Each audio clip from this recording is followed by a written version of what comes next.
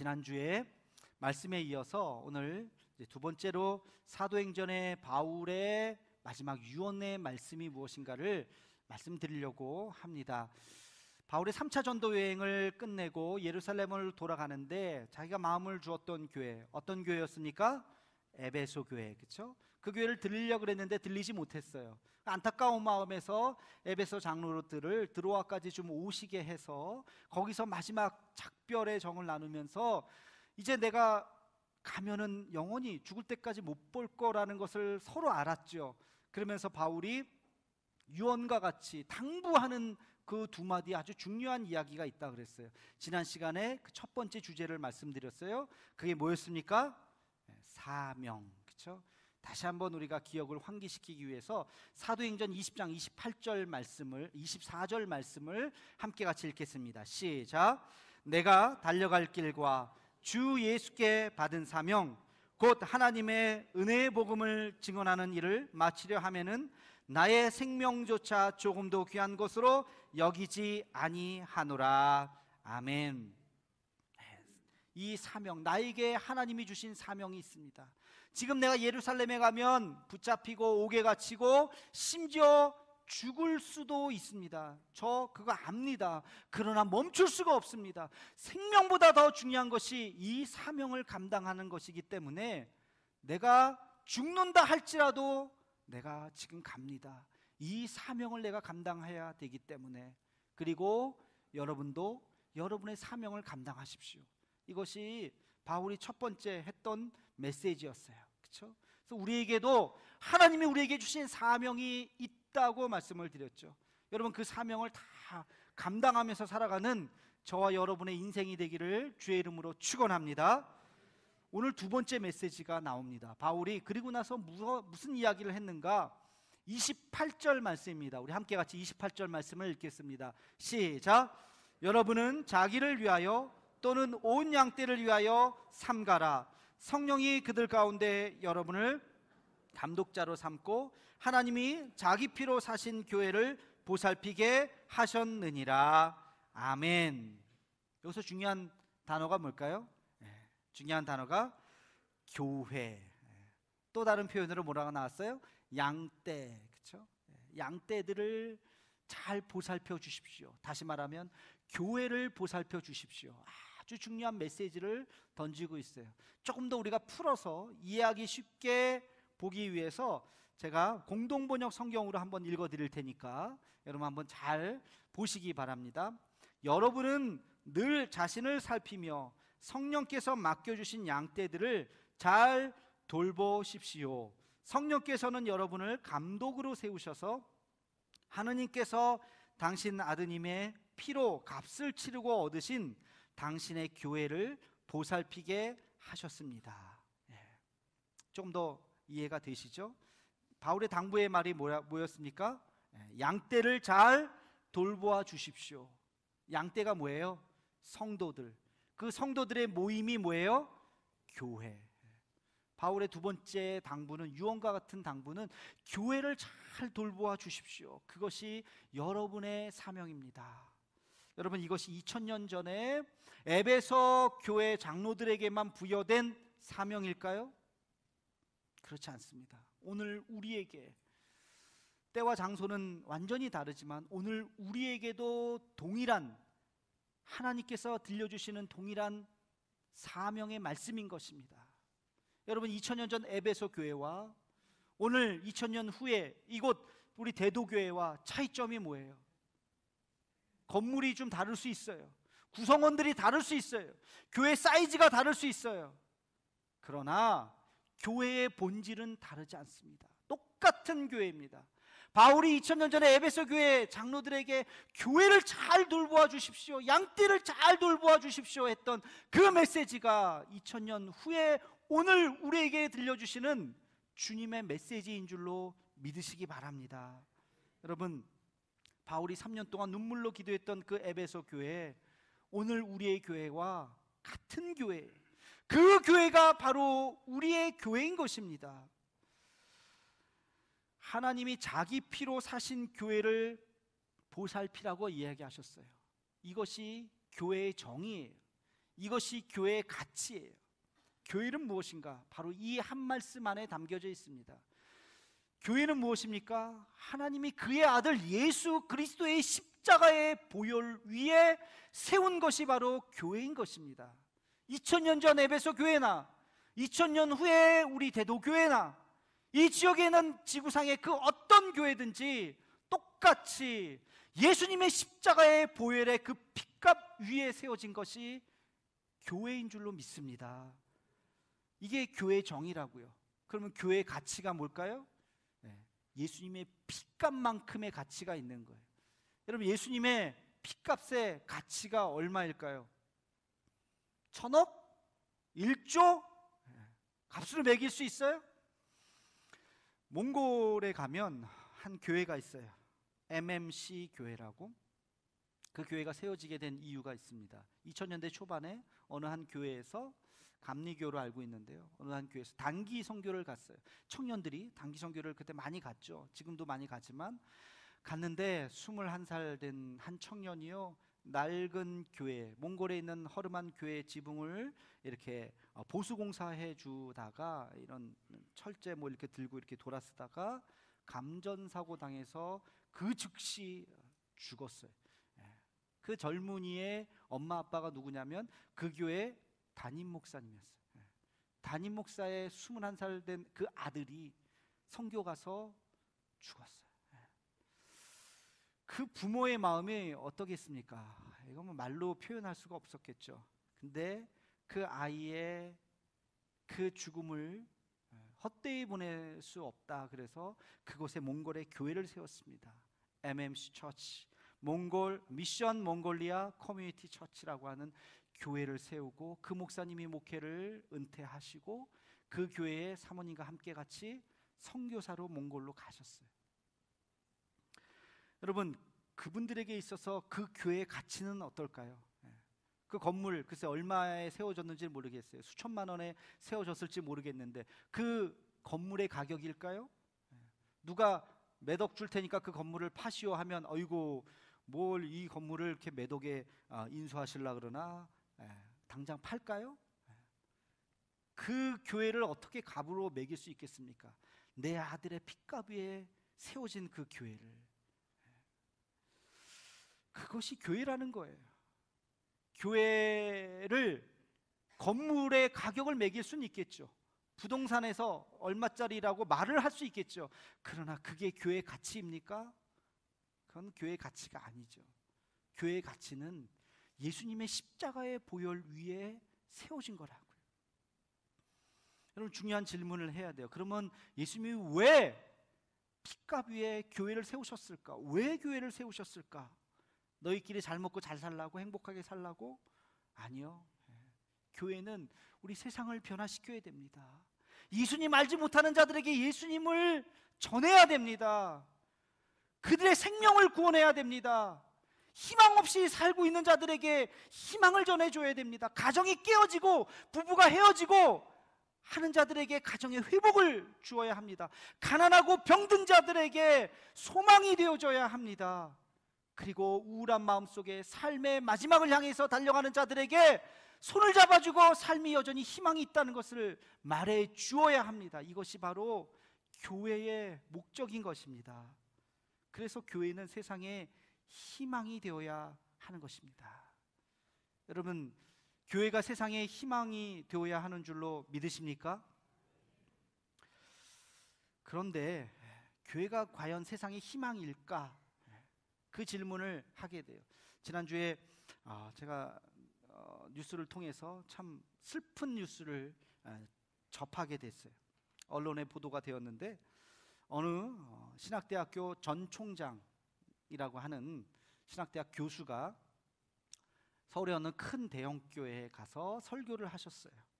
뭐라고 얘기하셨냐면, 그게 유튜브에 그 음성 파일이 올려져 있어요. 그래, 우리 세습이다. 왜? 어쩌라고? 그런 얘기를 그냥 그 교회에서 그냥 했어요. 그래, 우리 세습했다. 어쩌라고? 아주 당당하게. 그런데 참 저 말도 슬픈데 그 다음 말이 더 슬퍼요. 뭐라고 얘기했냐면, 하나님이 예수님에게 세습했다는 거예요. 하나님이 예수님에게 세습했는데 아버지가 아들에게 세습하는 게, 교회가 그렇게 세습하는 게 뭐가 잘못됐냐? 삼위일체 성부 성자를 교회 세습이라고 하는 것에 빗대어서 저렇게 망령된 이야기를 신학 교수, 그것도 총장 출신이라고 하는 사람이 얘기했다는 게, 제가 저분을 좀 알거든요. 너무 마음이 아프더라고요. 더 서글픈 게 뭔지 아세요? 그 동영상에 이제 음성 파일에 그 말을 듣고 있었던 그 교회 성도들이 아멘 하면서 박수를 막 치더라고요. 참 이게 한국교회의 현주소구나. 이게 그러면서 세상의 희망이라고 말할 수 있을까? 얼마 전에 한 전도사님과 이런저런 얘기를 했어요. 그런 얘기를 하다가 그 전도사님이 이런 질문을 하더라고요. 목사님, 교회에 진짜 희망이 있나요? 교회가 진짜 세상을 변화시킬 수 있나요? 진짜라는 말을 하니까 제가 대답이 약간 좀 머뭇거리게 되더라고요. 진짜 희망인가요? 진짜 변화시킬 수 있나요, 교회가? 교회가 과연 세상의 희망일까?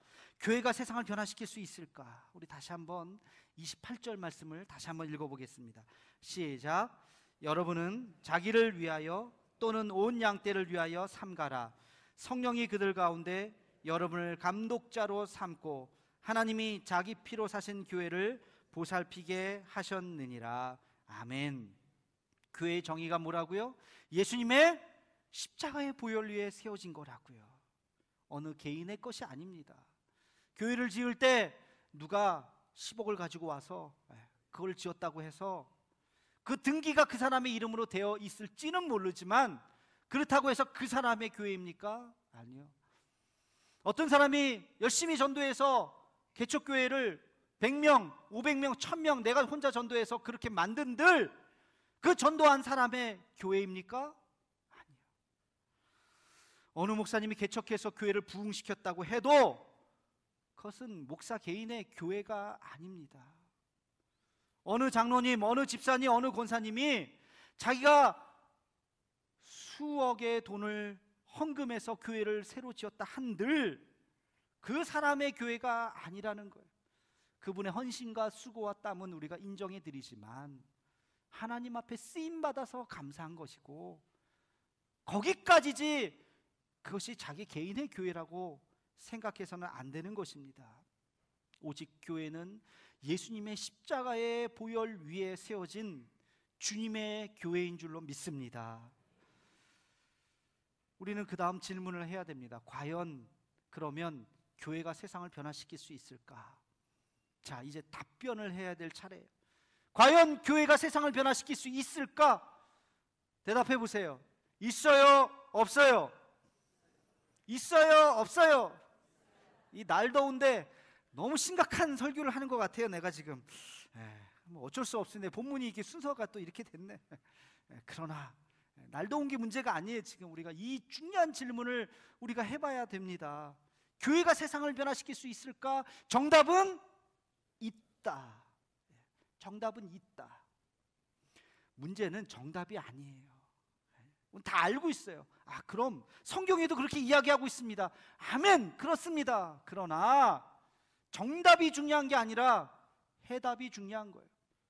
그 정답을 어떻게 실현시켜 나가야 하는가, 그거에 대한 숙제가 이 지구상의 모든 교회들에게 안겨져 있는 것입니다. 그 문제를 우리가 어떻게 풀어야 할 것인가?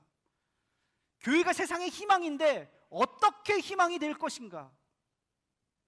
100년 전 우리 한국교회는, 아니 50년 전 한국교회만 하더라도 한국교회는 세상의 희망이었습니다. 먹을 것이 없는 자들에게 다 교회로 오면 굶어 죽지는 않았어요. 함께 먹였어요. 모래도 하나 같이 먹었습니다. 배움에 굶주려 있는 사람들, 공부하고 싶은 사람들을 다 모아서 학교를 지어줬어요. 공부를 가르쳐줬어요. 장학금을 주었어요. 유학도 보내줬어요. 몸이 아픈 사람들에게 병을 고쳐주셨어요. 고통스러워하는 자들에게 위로를 주었습니다. 100년 전, 50년 전에 우리 한국교회는 그랬어요. 학교를 지어주고 병원을 지어주고 고아원을 지어주고 세상의 필요를 채워주면서 세상의 희망이 되었던 것입니다. 이제 오늘 우리 교회가 대답해야 할 차례입니다.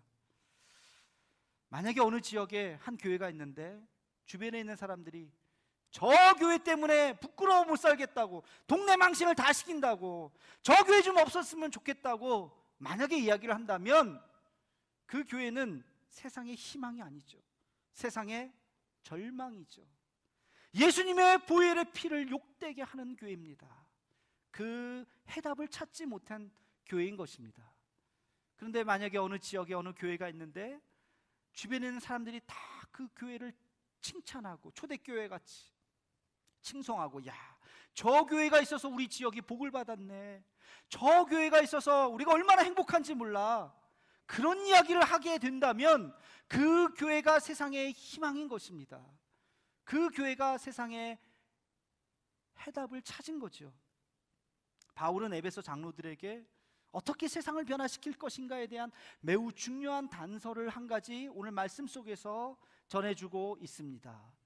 오늘 28절 말씀, 우리 앞부분만 다시 한번 읽어보겠습니다.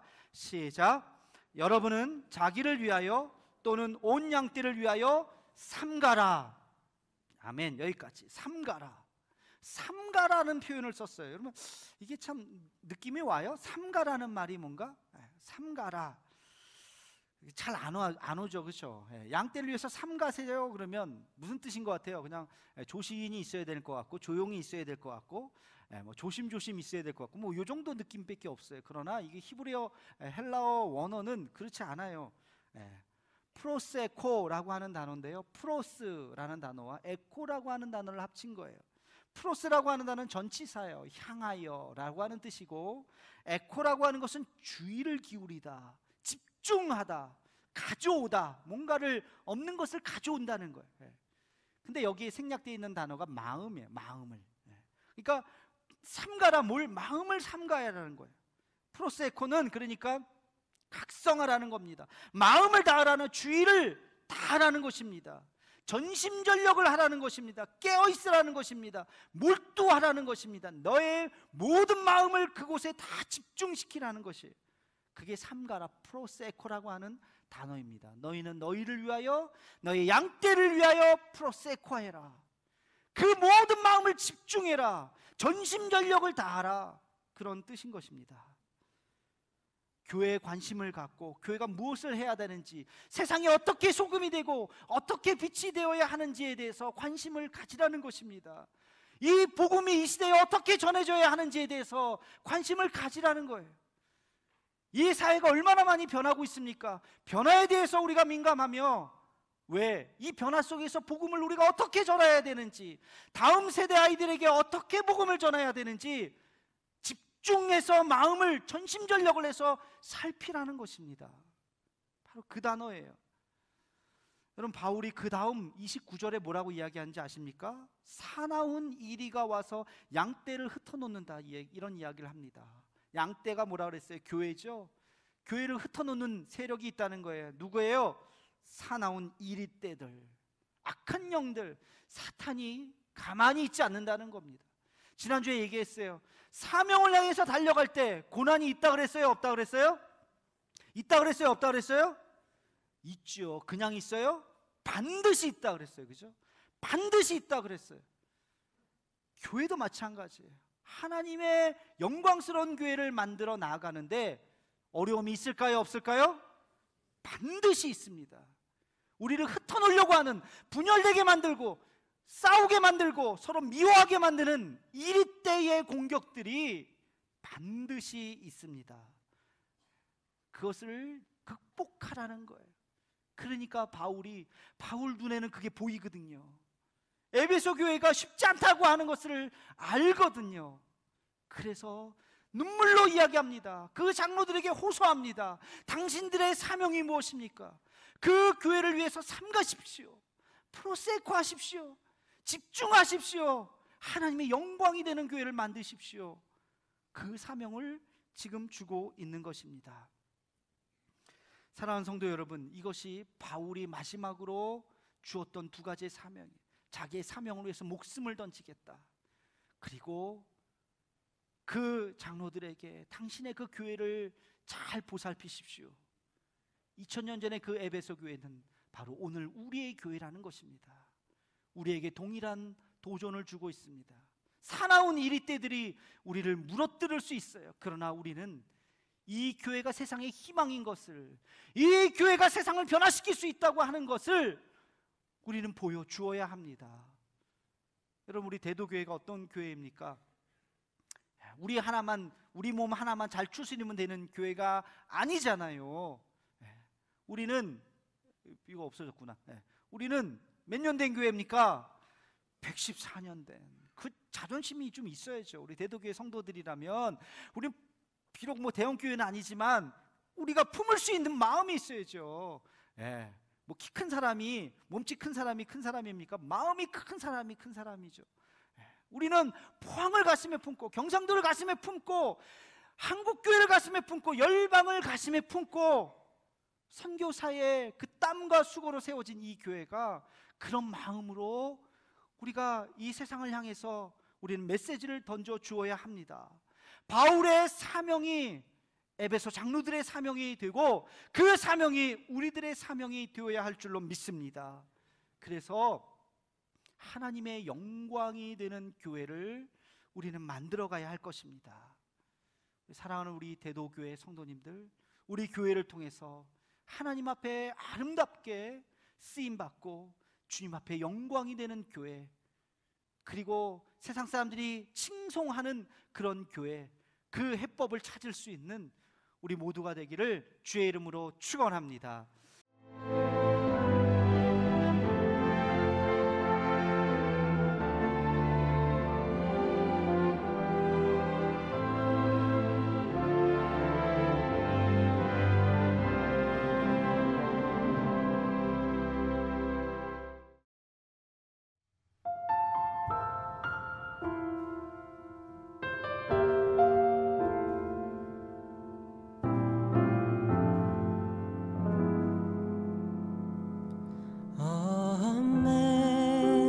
Amazing grace, how sweet the sound that saved a wretch like me.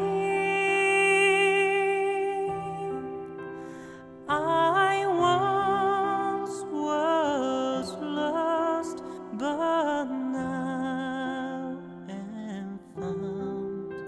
Was blind, but now I see. 'Twas grace that taught my heart to fear, and grace my fear relieved. How precious did that grace appear, the hour I first believed.